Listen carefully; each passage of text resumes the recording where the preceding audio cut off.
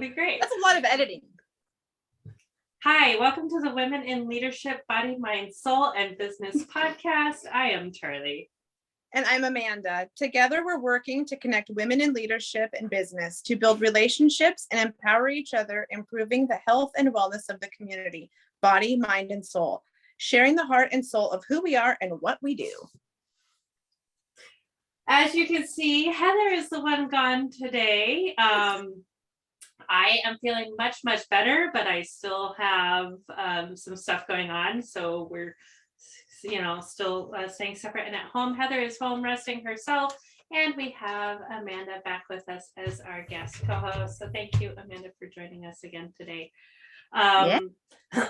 We are really excited to be bringing a podcast to you guys on Tuesday evenings. We hope to have you guys join the conversation. We'll see where this adventure takes us. But I'm going to go ahead and start with this week's meditation. So if you are listening while you're driving, please do not close your eyes. You can pull over to a safe space, whatever that looks like for you. If you are sitting, you can sit crisscross applesauce or both feet flat on the floor is fine also. Okay, let's start with a few nice, slow, deep breaths. Breathe in through the nose and exhale nice and slow through the mouth. Big, deep breath through the nose. Let it fill the body. And exhale nice and slow. We are on day 22 of Meditations from the Mat by Rolf Gates and Katrina Kensington. Ignorance creates all the other obstacles, the Yoga Sutras. A woman once told me that she loved to travel because it offered her the opportunity to see how other people live. Her words stayed with me because at the time, I was in the early years of my yoga practice, and I honestly could not understand why anyone felt compelled to travel. In my early 20s, I had spent years overseas with the military and had learned very little because I was not really awake. Once I started yoga, everything about my practice seemed to be telling me that I could learn what I needed to know right here, right now. My problem, as I saw it, was that I had very little understanding of who I was, or what I could be, or even what I wanted to be for that matter. My yoga practice was teaching me how to pay attention to my everyday life in a way that was beneficial to myself and those around me. I was getting a glimpse of the hugeness of the ordinary, the sacred beauty of the everyday.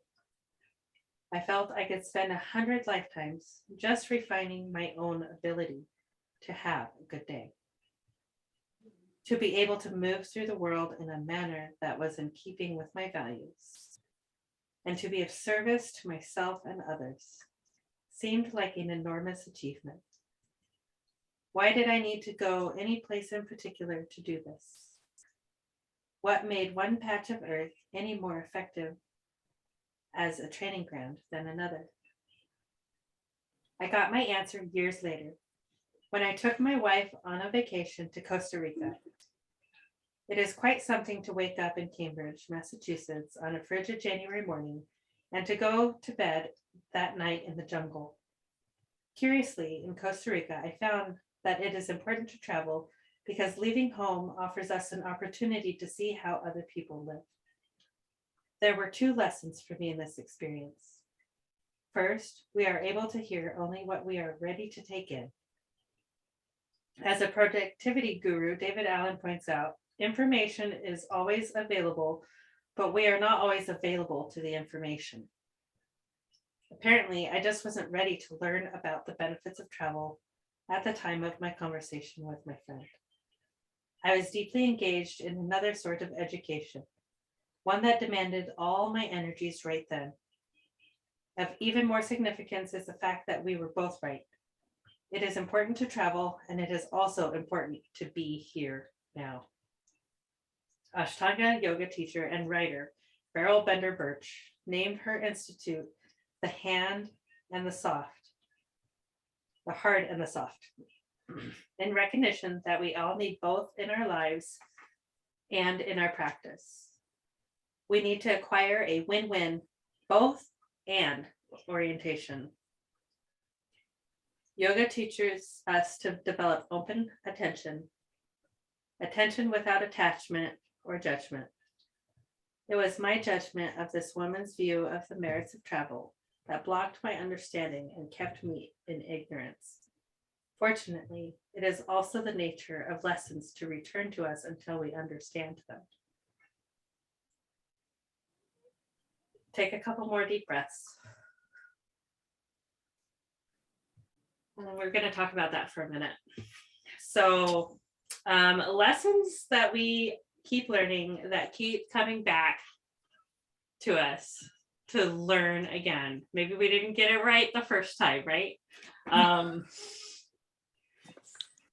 The universe likes to beat us on the head. But Right?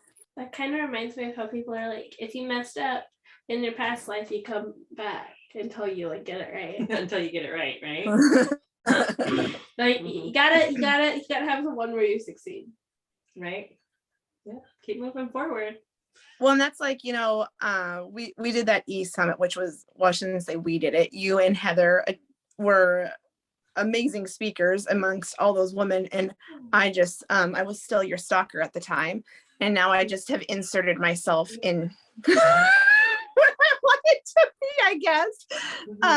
But everybody kept, the big question that Allie kept asking was, what is something you have failed forward with? And it was amazing to me at how many women said, well, I don't look at it as failing. Like, I don't even use the word. I wouldn't even thought to use that, And, we all kind of talked about like that 1%, like doing just a little bit every day, learning from what you did. And every time someone said fail, I'm like, it's not a fail though. Like, I got what she was saying. And I totally loved that she asked that, because it was cool to see, like, even though those women all had very different things of what they did, they all agreed that failing is not an option, number one, and it's not even really failing. And I love when I was in high school, a teacher said that it's not fail, it's your first attempt at learning.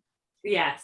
As the acronym, so every time somebody would say, I'd be like, oh, I feel so smart. And I like away the things, but no, and it's true though, because I mean, nothing that we do, if we succeed the first time, it's just not any fun. I mean, really, the first podcast you did, was it immaculate, perfect? Like, you absolutely loved every aspect of it? Oh, absolutely not. It was horrible. It was just, hey, we're going live on Facebook. Hey, click. Hi, guys. Right. Hi. Super awkward. I don't think it was horrible. But do I think that you've improved? Absolutely. You know what I mean? I look back at the old ones that we did, like when I was like updating our YouTube and everything, and then I'd look back and I'm like, Chris, like, it was so bad, right? So every week we try to make it a point to improve ourselves a little bit, take the next right step, take that next level, learn something new all the time. It's when we're stagnant that we get bored and we get lazy. Yeah. It looks like Marianne says failure is a stepping stone to succeeding. Yes, Marianne. Yeah. Failure is a stepping stone to succeeding. I love that. So one of the biggest things about failure is that you can learn from it. And for a long, long time, I believed that I was a failure because I didn't hold a regular job. I did not, I left for the military 90s after I graduated high school, and I have had a job since I was like 14, right? But when I got out of the military, one, it wasn't a good time to be getting out of the military because there weren't any jobs available in 2009. And I had 2 little kids at home to take care of, this one being one of them. She was little back then. And, I had to figure out what I wanted to be when I grew up, because what I thought I wanted to be when I grew up was not really an option for me. And even though I always thought I wanted to be a teacher, which I am still to this day a teacher, and I see that now. I have always been and will always be a teacher. But, I thought I had to go get a master's degree and everything else like that. I did go to college and get my bachelor's with 2 little kids at the age of 30. And then I got into the work world and I started working. But then guess what happened? Life. No. Right? Crazy. So Yeah. I'm like, yes, I succeeded. I did the thing. I went to college. I went from military to college and thought I had made it, right? I did it. I'm so proud of myself. I sure threw a curveball in that plan. Right. So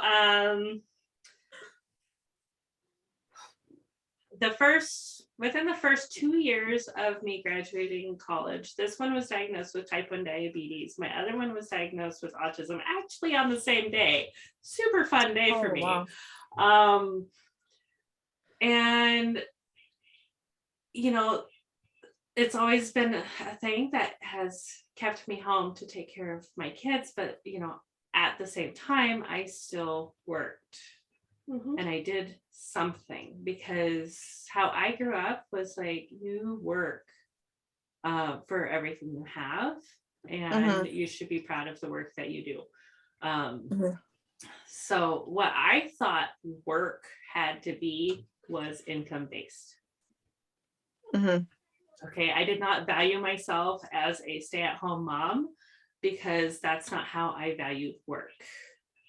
Okay. Right, because you're not getting that check, right? So it's easy to say, and it's easy too when arguments arise for it to be like, well, you don't work. Well, excuse me. And you know what I mean? Yeah. I mean, let's be real. I mean, when we're mad, we say things we don't mean, right? Mm-hmm. And hurting people hurt people. Yeah. I'm definitely, I've said this before. I think I said this last Tuesday.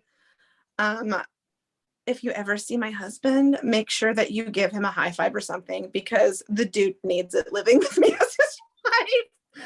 Because I am definitely the one where if you say something that I even think could be mean, I will come back with something just as mean or meaner, because I want you to be as mad as I am or madder. And we're almost the same in that way. And so I'm, like I always say, it's a thing. Yeah. But when you talk about not valuing yourself, there are so many moms out there that, and me for sure.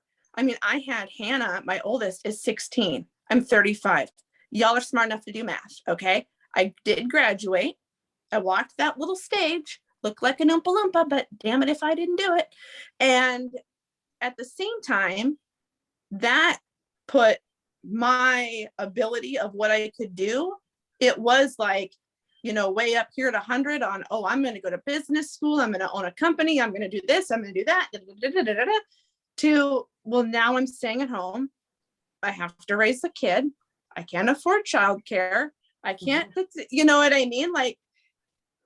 All of the things. And even though we are doing things at home, it gets so mundane and so repetitive that you feel like you're just 3 steps forward and 15 back, and it seems like it doesn't. And then you get something thrown at you, like you said, called life, where now your kids have a diagnosis. I wasn't prepared to hear my daughter had autism at 3 years old. Well, now I know why. She didn't have 100 words in her vocabulary. Her speech was so fast, I thought she was speaking Spanish.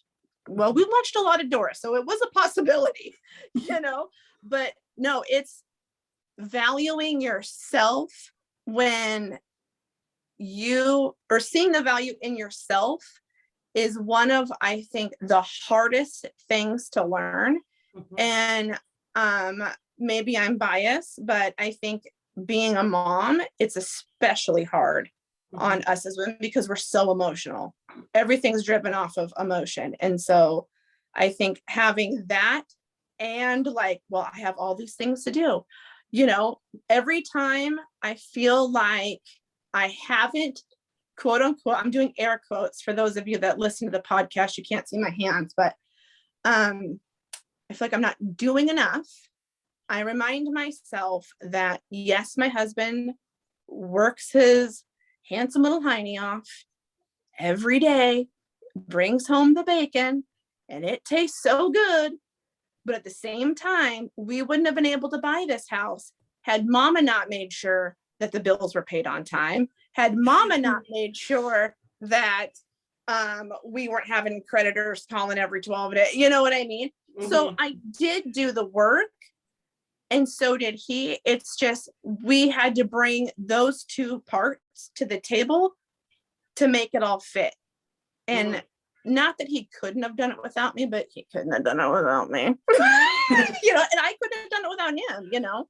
Right. So, and for you single moms out there, you guys are rock stars because there's no way I could do all this and take care of these kids I have with these medical issues without my other half. And I know there's so many of you women out there, my sisters and things like single moms, you guys are rock stars and you deserve a massage, a pat on the back, a nice fresh hot coffee every day, because I know first thing you get up in the morning, the first thing on your mind is taking care of those babies, and it's the last thing on your mind when you finally hit the pillow at night, because Heather's like, I'm a single mom.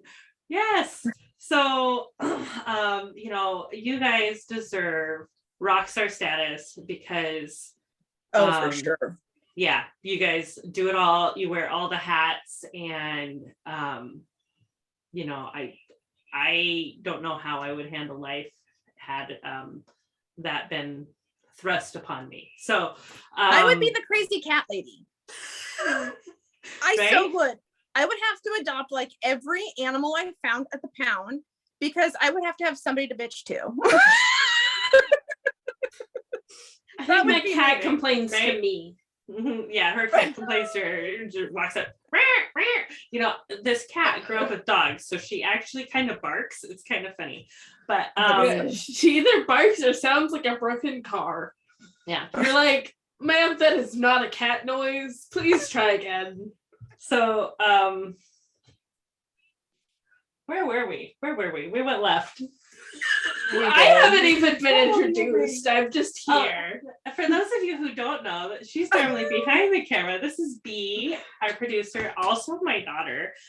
She's my oldest, and she's getting ready to graduate high school and venture out in the world and start college herself and become a businesswoman for herself, and that's super exciting to watch. I'm excited to watch her grow and develop as a full-size adult human.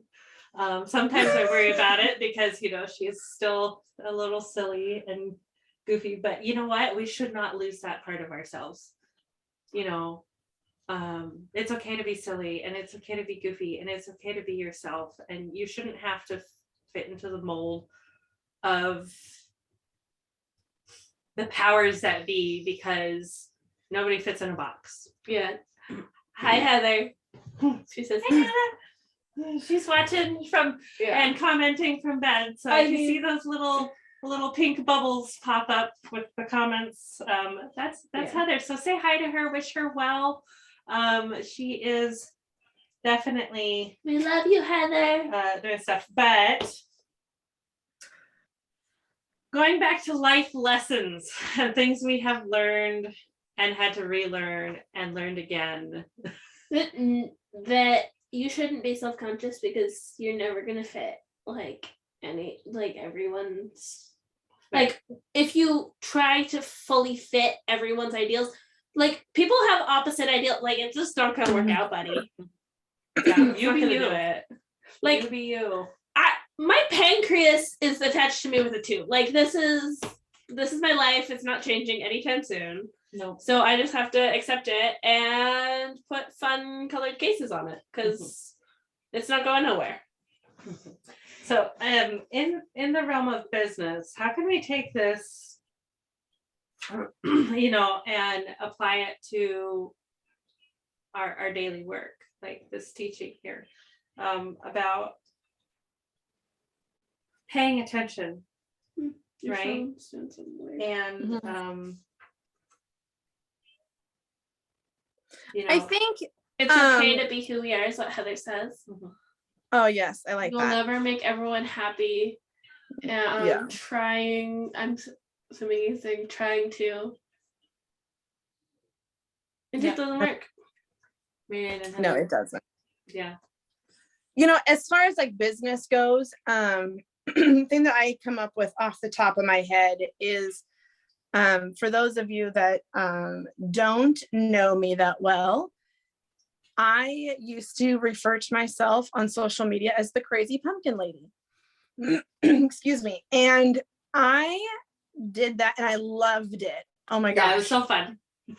I really did like it. Mhm. But then there came a point where I didn't see the value in it anymore because I wasn't getting the feedback that it was valuable. I mean, I did from a couple of people, which was awesome, but it wasn't bringing in the monetary part that a business needs, right? At the end of the day, a business is something that you put out into the world and you get monetary value back from it, right? Yes. Otherwise, it's what? A hobby. It's right? Yeah. So I tried and I did different things to try, I did the website and I did all these training things and I talked to all these people and man, I beat that crazy pumpkin lady till she was batshit crazy. Finally, it was like, I'm doing the same thing over and over and it's not working. Like how many times, like you said at the beginning of this episode, how many times does it have to be slapped into my face? This is not where I'm meant to be. This is not where I'm meant to be. This is not where I'm meant to be. So I made the decision and it was hard for me because I do not admit defeat very easily. No, sir, sure don't. And so when I announced, if you will, that I was no longer the crazy pumpkin lady, that was really hard for me, but I knew I couldn't not do anything because that's just not my style either. And lo and behold, you came through the coffee stand when I was working there. And, had you not come through the stand that day, I don't know that I would even really be having this conversation with you right now. Yeah, maybe. Yeah. So, you've heard the theory that people enter your life for a season, a reason, or to stay. And I met Amanda originally way back in MOPS, back when our kids were little, right? She was really pregnant with her youngest. We were friends and we kind of like saw each other pop up on social media over the years and we're busy with our families and everything else. And then, I just happened to be looking on Facebook one morning. Oh, Amanda's at the coffee stand today. Cool. I'm going to pass by that coffee stand later. I pulled over, I stopped and I talked to her and there was nobody in line. So I sat there and talked to her for like half an hour. That was a bad shift. Yeah. So, and I think this was right before you stopped working there and we were talking and stuff. So then we've been talking a little bit more ever since. And then, she reached out. She's like, hey, I'm interested in being a guest on your podcast for my momming blog. I'm like, all right, cool, let's talk. So then we talked and then we talked some more. And then we stole her. And then, then we stole Amanda. We're like, hey, do you want to step up? She was like, hey, if you have, I guess, like cancer or something, just give me a call. I'll hop on, no big deal. And then we had your pre-podcast interview a week and a half ago, 2 weeks ago. Yeah. For the podcast that's due to air on Friday that we haven't done yet. And then we're like, okay, cool. And then I got sick and I was like, Heather, just reach out to Amanda or Angela and see if they want to fill in for me while I'm sick. And Amanda answered the call. And so she's stuck with us now. And yep, we're not giving you back. It's not happening. You're ours now. And the great thing about building a business, because that's what we're doing, right? We're building an enterprise and a hub for women. Part of the fun of doing that is being able to step back when you need to, being able to ask other women for help when you need it. Okay. And then also, you know, building and creating that community and that bond and that friendship that we have missed so much over the last going on 3 years now. So we don't talk about that. That's the other C word, remember? Right. We don't talk about that. It's like Fight Club. We just don't talk about Fight Club. Right. Yeah. Well, I'm glad that you see it as you stealing me, because I was talking to somebody recently. I don't even remember who it was now. And I was like, well, you know, I just kind of like inserted myself. I'm like, first I was a stalker and they said, wow, you really like doing that, huh? Because long story short, that's basically how I met my husband. We met at work. He got fired, stole his phone number from my boss, wouldn't stop calling him, and you know, the rest is history. You got to do what you got to do, right? You just stalked us until we were like, yeah, we like you. Okay. Right. Mm-hmm. So those of you that are single, sometimes that works. Yes. And there is always room at our table, Marianne. There absolutely is, because we are building a bigger table for our community of women. This week we have some events coming up. There is the Empowered Women Networking Group is meeting at the Mirkwood on Wednesday this week. I will not be there because I'm still self-quarantining. Heather won't be there because she's down this week, but that is a small group of women that, you know, already know us. They're amazing women. You will like them if you're local to Arlington and you go hang out with them. That would be a fabulous time for you guys. So what else we got? Well, we don't have Heather, so this is confusing. Amanda, what is your cleaning tip of the week there? Oh, you want a cleaning tip? Okay, I got a good one. I was talking with one of the other gals I actually met in MOPS about the same time I met you. Mm-hmm. And I have always loved that she was so, I used to think of her as like my Pinterest mom. She'd always have these like really cool parties where there would be like these little mini chocolate fountains, but she'd always find like screaming good deals, right? Mm-hmm. On things. So they would be like these crazy big decorations. And she was telling me yesterday, she's like, Amanda, I saved everything.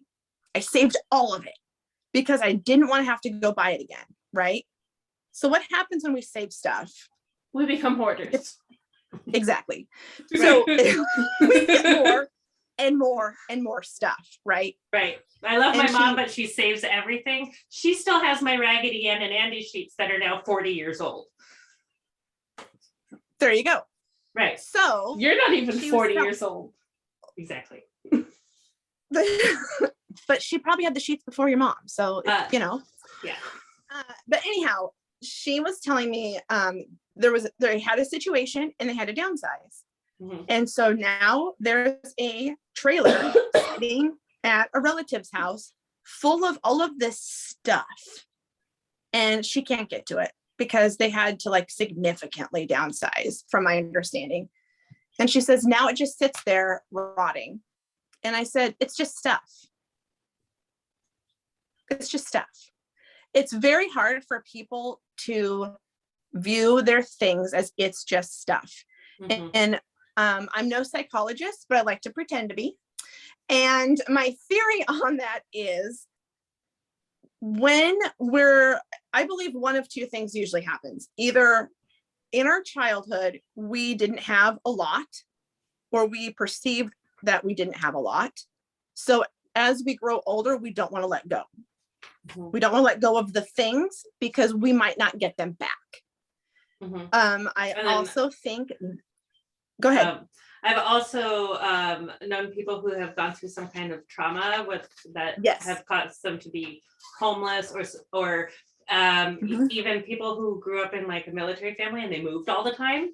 And every Yeah. time they moved, they had to get rid of more stuff, that they become attached to these things, these objects, this stuff, Yep. right? Yep.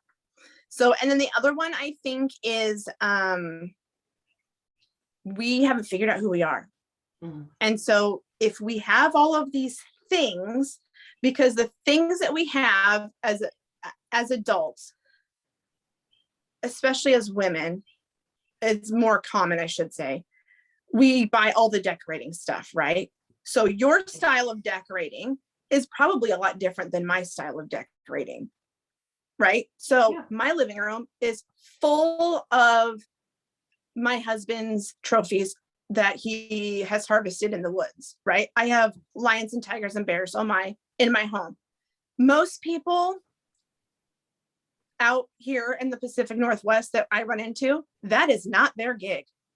Mhm. It's just not, and that's fine. But that is an extension of who we are as a family, Mhm. right?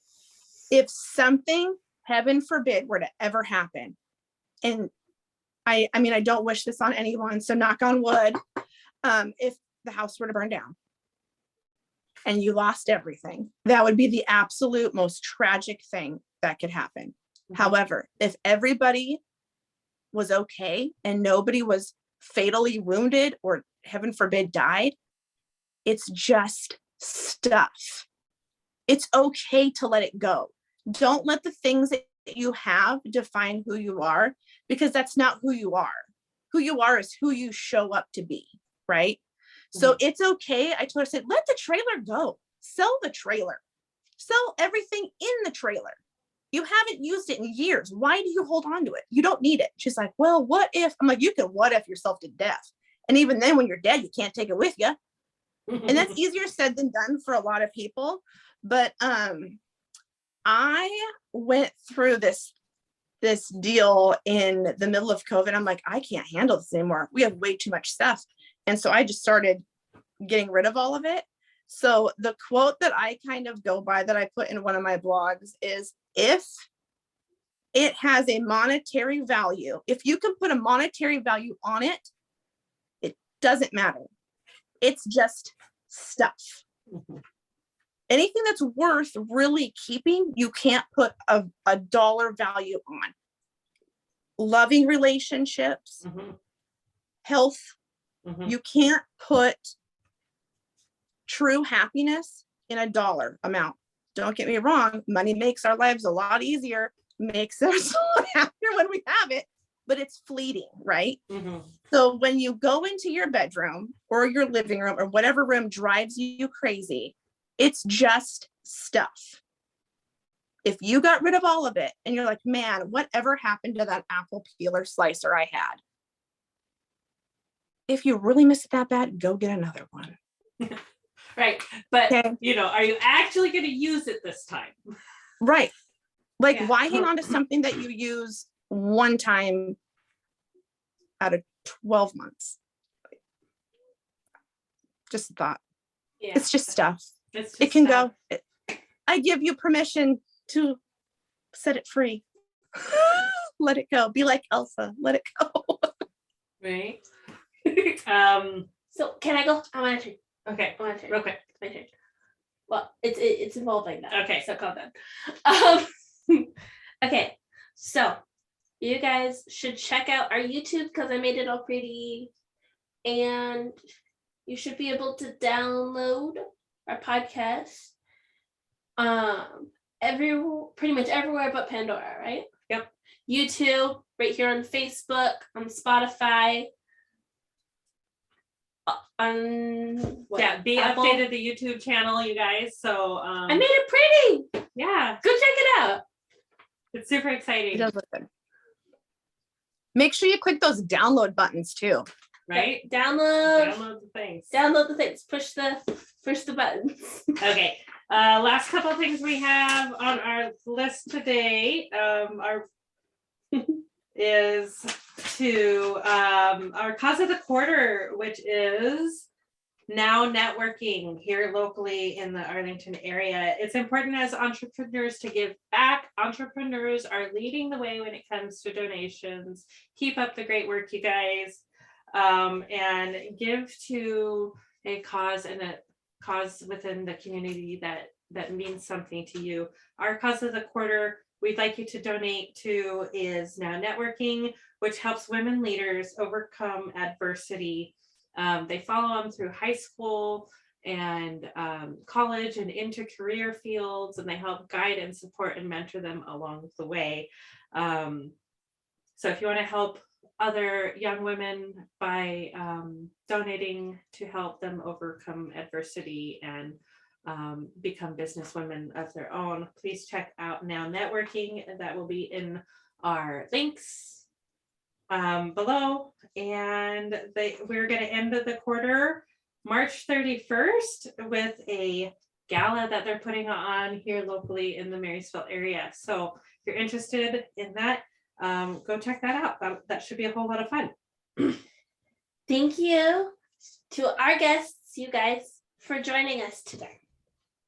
And thank you, Amanda, for filling in for Heather. We're so lucky to have you. Anytime. I hope she feels better soon.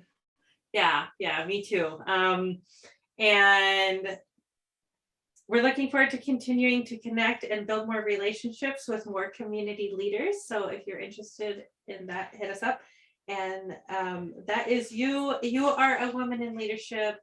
We look forward to you joining us at our table. We're building a bigger table. Come along for the ride. Namaste. Namaste. Namaste.